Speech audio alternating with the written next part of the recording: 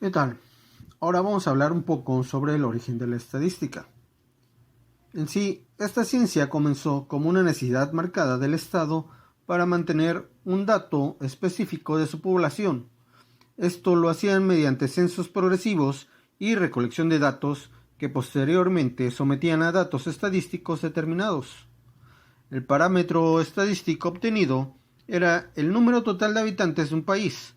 Tomando en cuenta esto, con el paso del tiempo, las estadísticas se emplearon en diferentes áreas de estudio y ciencias conocidas.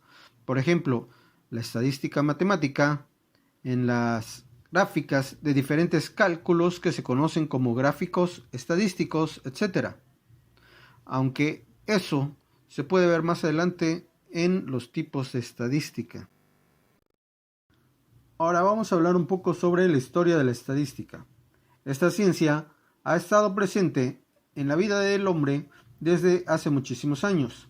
De hecho, se tienen gráficas documentadas alrededor del año 3000 a.C. La historia de la estadística está realmente enlazada con los babilonios y los primeros hombres en vivir en la Tierra, porque en las piedras y maderas encontradas por excavadores e investigadores se encontraron cuentas y cálculos de su propia población. Con el paso de los años, más civilizaciones se sumaron al uso de las estadísticas, entre ellas la egipcia, quienes hicieron uso de ellas incluso antes de levantar las tan famosas pirámides de Egipto. Durante la Edad Media y Antigua, esta ciencia fue cobrando más fuerza, utilizando los gráficos estadísticos no solo para conocer los números específicos de la población, sino para tomarla a su favor y aplicar las normas tributarias con mayor eficacia.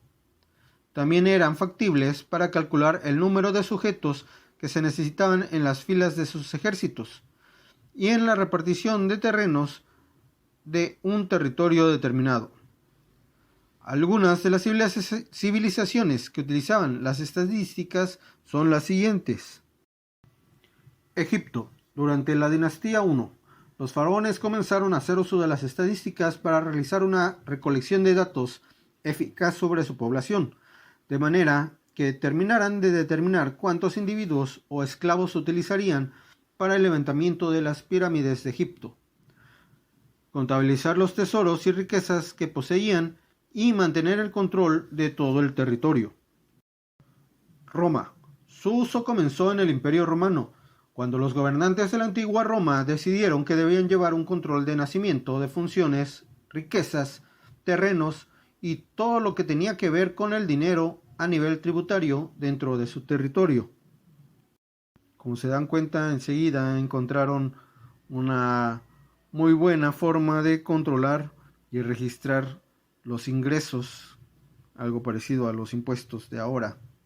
Bueno, su implementación marcó un antes y un después en la era romana y poco a poco fue empleada por costumbre hasta los tiempos actuales.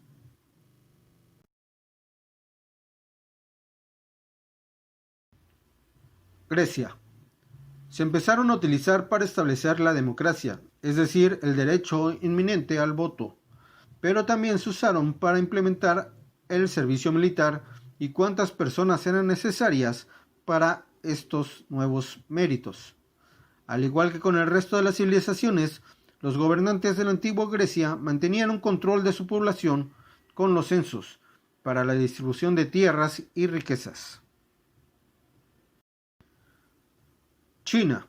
Sucedió en la era del emperador Yao, aproximadamente en el año 2238 a.C., para llevar un cálculo exacto de la agricultura, comercio y actividades industriales en la antigua China.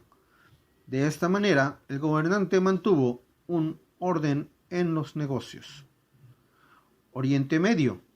Los sumerios mantenían contabilizados a los habitantes de lo que se conocía como la antigua Babilonia. De hecho, el número total era de 6000 personas. También se llegaron a encontrar tablillas antiguas en las que se tenían los datos de los trámites legales de la ciudad, sus negocios y sus riquezas. El pueblo judío. No solo se utilizó esta ciencia para obtener datos militares, sino también establecer los montos exactos de quienes ingresaban en los templos. En México, en el año 1116, el antiguo rey Xolotl dio la orden de que todos sus súbditos fueran censados debido a la migración que las tribus chichimecas estaban realizando. En España, a partir del año 1528, comenzaron a realizarse censos en diferentes lugares de este país, todos con diferentes objetivos, pero arrojando resultados favorables para los gobernantes de aquella época. En Inglaterra, la contabilización de nacimientos y defunciones tuvo un incremento total debido a la gran peste que arrolló a ese territorio durante los años 1500. A medida que obtuvieron resultados, comenzaron a realizar diferentes gráficos estadísticos para controlar los decesos producidos por la enfermedad. Ahora hablaremos sobre la clasificación de la estadística. Ya ha quedado claro que esta ciencia es aislada, que no pertenece al resto de las ciencias exactas, debido a que ésta solo arroja probabilidades. Se refleja en caracteres numéricos que no son exactos, o no al menos por mucho tiempo, pues pueden representarse diferentes causales que generen cambios leves o drásticos. Por ejemplo, la contabilización de una población, la cual puede verse alterada de acuerdo al número de nacimientos y de defunciones que se registren mensualmente o anualmente en un determinado territorio. Ahora bien, la clasificación de la estadística está dividida en dos vertientes que se explican a continuación. Primero tenemos la estadística descriptiva. Se trata de la evaluación de un determinado fenómeno o problema mediante la observación del mismo.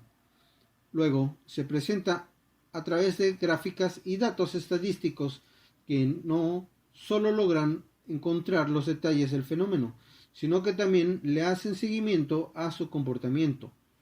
Para que esta vertiente pueda proceder, se lleva a cabo una serie de pasos. Primero se recolectan los datos estadísticos a través de muestras previamente observadas. Luego se analizan todas esas muestras obtenidas para categorizarlas. Este último proceso no es más que la agrupación del parámetro estadístico o los diferentes datos obtenidos durante la investigación. También tenemos la estadística inferencial. Con respecto a esta vertiente, se trata de un estudio específico del comportamiento que realiza la población que está siendo sometida al censo.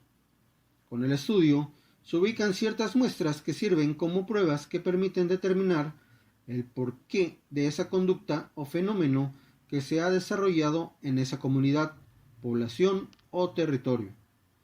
Para que esta vertiente de la clasificación de la estadística tenga lógica y pueda proceder, es realmente imperativo conocer lo que es una población y saber diferenciar de una muestra.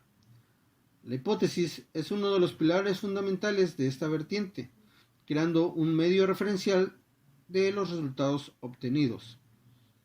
Para despejar las dudas que generalmente suelen aparecer luego de la mención de la estadística inferencial, la población es un concepto que se refiere a un conjunto de personas cuyo característica universal es la agrupación. La muestra, por el contrario, es la toma realizada de esa misma población y que posteriormente se someterá a diferentes estudios para finalmente empezar una categorización.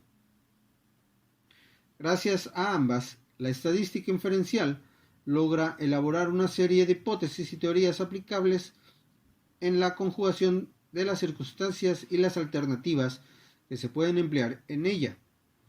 Con todo esto claro, está de más decir que las conclusiones son inminentes para esta vertiente.